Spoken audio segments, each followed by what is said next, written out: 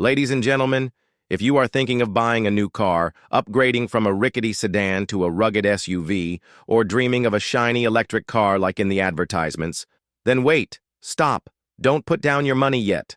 Because right now, President Donald J. Trump, with his universal pen and his signature as big as a traffic sign, has just signed a new tariff decree specifically for the imported auto industry. And guess what? It not only makes car prices go up, but also puts Americans in a game of all roads are blocked. And like all made by Trump policies, this one not only shocked Detroit, but also made Tokyo flinch, Berlin shake its head, and Beijing started to pull out its calculator to calculate retaliatory tariffs. It's just getting started. Buckle up because in this video we'll go over the full text of the order, who's benefiting and who's crying in the garage, and why this order could lead to a global car war with tariffs and no brakes. Ready? Step up. Let's get started with part 1. What the hell is this tariff order? Signed in late April 2025, President Trump's latest executive order aims to reshape the U.S. auto market with a punch: massive tariffs. Specifically, every car imported from China will be subject to a 100% tax. That is, the original price, the tax is the same, a buy one, pay two style. Cars from Europe and Japan, no escape either, with tax rates ranging from 25% to 50% depending on the type of car, engine type, and luxury. Even electric cars, considered the darlings of the future, are not favored. Tesla is favored, but BYD? Sorry, go home. President Trump called this action to protect American workers, protect America, and make Detroit great again.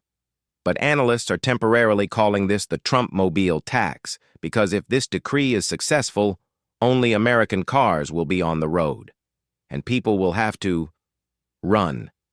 The White House claims that this policy will create tens of thousands of domestic jobs, reduce dependence on foreign cars, and force international companies to assemble cars on American soil if they want to continue selling in the world's #1 market.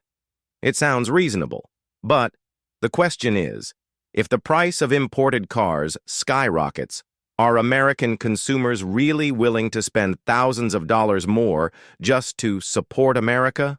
Or will they switch to buying used cars, broken cars, cars with 200,000 miles without an oil change? And this is just the beginning of the story. In the next part, we will explore who benefits from this decree, who is dumping cars because no one dares to buy, and how are Americans in fact reacting. Don't take your eyes off the screen, because part 2, who is happy, who is crying, will be more interesting than a Vin Diesel action movie. Whenever President Trump signs a new executive order, two groups of people immediately appear. One side is the group that claps non-stop, and the other side is calculating gas prices while crying silently. With this auto tariff decree, the reaction is just like a TV series. Let's take a look. Pure American car companies like Ford, GM, Chrysler are popping champagne to celebrate. Because with Japanese and Korean cars increasing in price, made in Detroit cars now look more affordable than ever. Illustrative scene. A Ford boss shouts, "Make sedans great again," in the showroom. American labor unions, especially in Michigan and Ohio, strongly support. They see the decree as a policy doping to save domestic manufacturing from the import storm. Some Republican politicians see this as a typical example of the America First strategy, even though some of them still drive Lexus or Mercedes. The average American consumer, especially Gen Z, who dreamed of a Toyota hybrid to save gas and save the planet, is now faced with the bitter truth of car insurance. Prices are up, options are down, and taxes are like 3 days of overtime. Foreign automakers, from Toyota, Honda to BMW, Hyundai, are scowling and rethinking their strategies. Many are considering opening factories in the U.S., but that could take years to complete. Imported car dealerships, sales are plummeting. Some are having to clear unprofitable inventory, others are hanging up signs temporarily closed to think about life. So it's one decree, but two worlds. One side dreams of a return to the golden age of American industry. The other side wonders, is it cheaper to take a grab from here to Walmart than to buy a car? However, the difficulty lies not only in the price of the car. In the next part, we will learn more about the consequences that can spread globally, from trade tensions, tax retaliation, to the future of the electric vehicle industry. Don't miss Part 3, the domino effect and the story of cars, not just four wheels.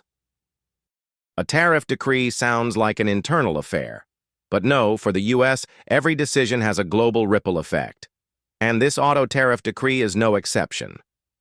Immediately after the U.S. announced the new tax, the European Union strongly protested, accusing Washington of violating the spirit of free trade. There are leaked sources saying that Brussels is considering retaliatory tariffs on American pickup trucks, bourbon, and even lawnmowers imported from Texas. In Asia, China immediately responded by announcing that it would study increasing tariffs on U.S. electronic components and soybeans, the U.S. agricultural sector at this time. Hey, what does that have to do with us? You thought only gasoline cars were affected? No. Electric cars, EVs, which are considered to be favored for the green future, cannot avoid the red-faced policy. Tesla is welcomed because it is made in America. But Chinese electric cars like BYD, NIO, XPeng say goodbye to the U.S. market because the high import tax makes the price of cars increase by 1.5 times.